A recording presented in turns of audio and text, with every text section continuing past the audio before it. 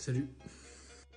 Alors, aujourd'hui, jour 5, malheureusement ce n'est pas une vidéo de programmation, et pour cause, j'ai reçu mon nouveau clavier splitté, et comme j'étais tout excité de l'essayer, j'ai pas vu le temps passer, j'ai pas eu le temps de faire la vidéo d'aujourd'hui. Alors en bon compromis, je vous ai quand même fait la vidéo du montage du clavier, j'espère qu'elle va vous plaire. Alors je tiens juste à préciser, je n'ai pas fait le build complet du clavier parce qu'il était déjà pré-soudé et aussi programmé.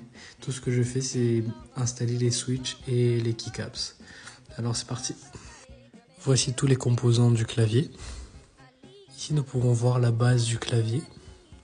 Alors je tiens juste à préciser aussi que je ne vais montrer qu'une partie, c'est-à-dire soit la main droite, soit la main gauche, parce que dans tous les cas c'est la même chose des deux côtés.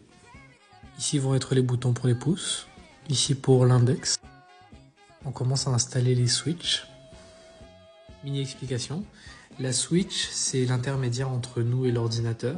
C'est lui qui va permettre d'envoyer un signal à l'ordinateur lorsque nous allons cliquer sur une touche. Donc ce qu'on va toucher, il va dire à l'ordinateur telle touche a été touchée.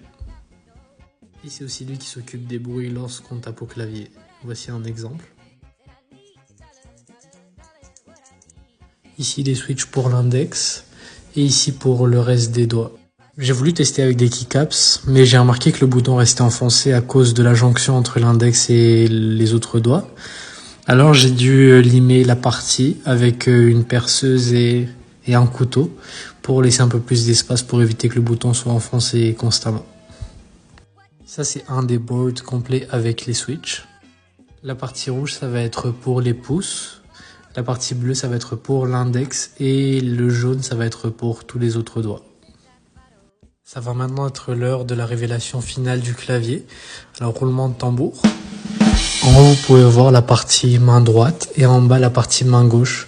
Vous pouvez aussi distinguer les petites surélévations au niveau de l'index et du pouce. Ce qui, étonnamment, était quand même une position assez agréable et plutôt naturelle. Et qui dit nouveau clavier, dit nouveau layout. Alors j'ai décidé de rayer QWERTY de ma vie.